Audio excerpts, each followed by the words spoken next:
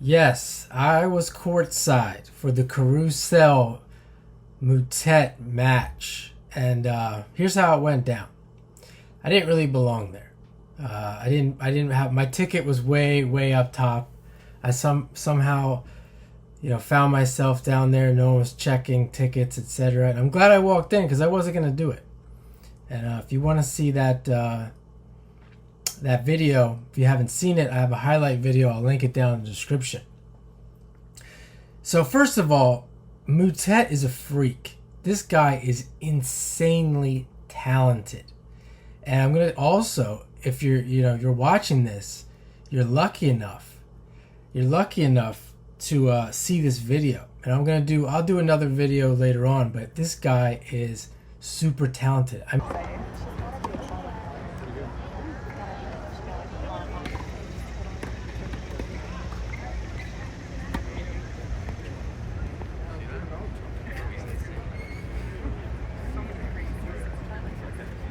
mean, he was doing this with his off hand. It's not even, it isn't even his left hand. He's left-handed and he's doing this with his right hand. I mean, just think about that. Just try. I can do the flip. I probably could do it if I practiced it, but still, even if you practiced it, it's just, it's crazy. And so anyway, back to the match. It really wasn't a good from general what most people would say is good tennis or a good tennis match. It really wasn't a quality tennis match. That's not me saying that. That's just generally what people would think. It was very choppy.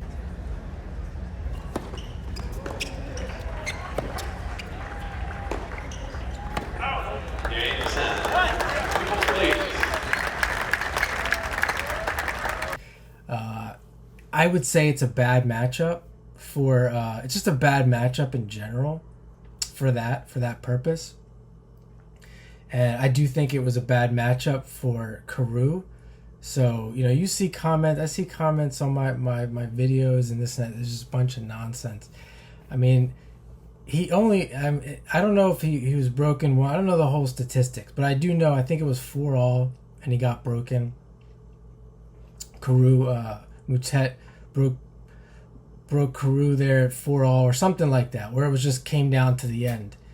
And just crazy stuff was like, the points were crazy. And I say it's a bad matchup because you have Karue he's hitting the ball very flat or flatter. He's obviously more aggressive from that standpoint, the way the ball moves, etc., the serve. He's hitting aces and just nothing really out of the ordinary. Then you have Moutet. He's doing a lot of slices and his forehand. I'm not saying his forehand's not aggressive, but it's got a little bit of a loop to it. You could say more spin.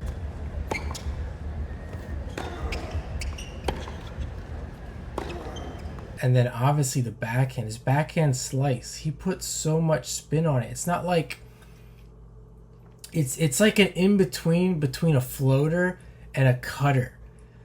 So it's not like this sharp slice. And when you're courtside, you can really hear he's really knifing it, so it has like a little loop to it, and then it doesn't look like it's gonna go in, and then it lands right on target.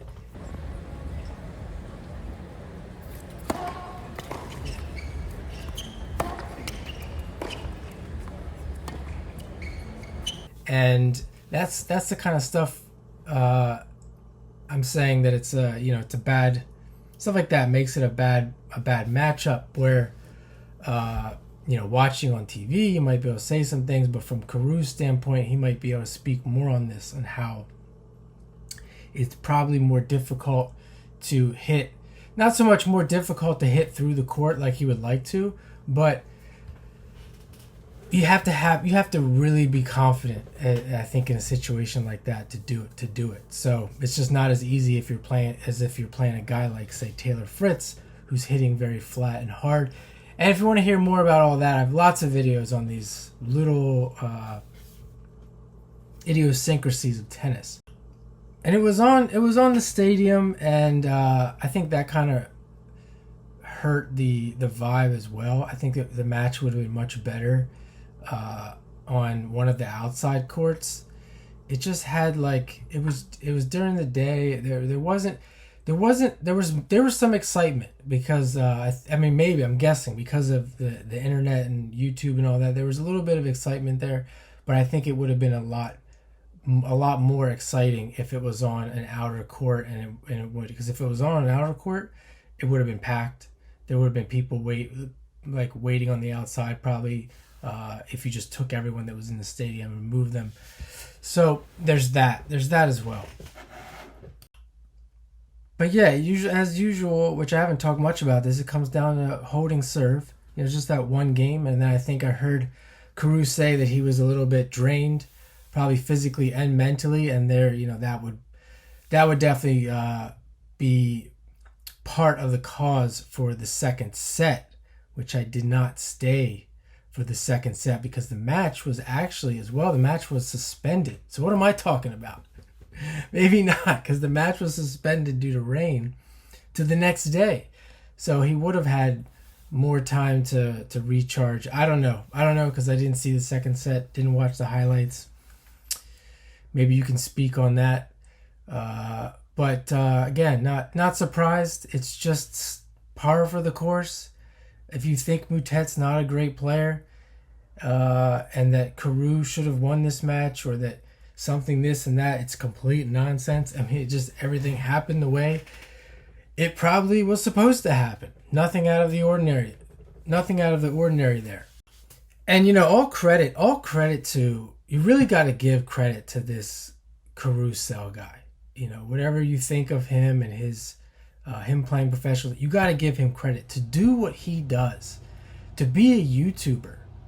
And he's obviously not a full-time YouTuber, but to be a coach, to coach and then do YouTube and then do what he's doing, I'm telling you, from a person who does both, it's got to be, I would say, it's got to be difficult to perform and do that.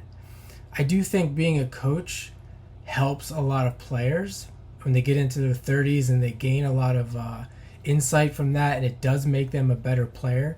But I'm not sure that at the end of the day, I'm not sure coaching and playing professionally really is a good idea, because it's this idea of overthinking. It can really, even though you can pick some things up from it that you can't or usually most players don't pick up on or can't get unless they're kind of born that way.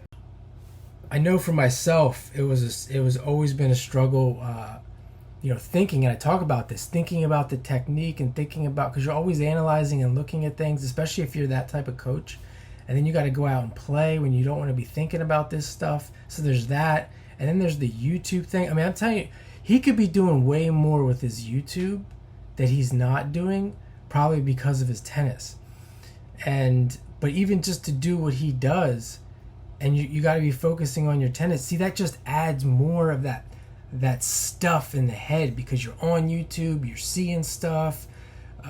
You got to do, when you should be probably zoning out and getting your mind off of this stuff, you got to get back into it, and you're on this computer. So all credit to him, what he does, just to be doing what he does is an accomplishment in and of itself.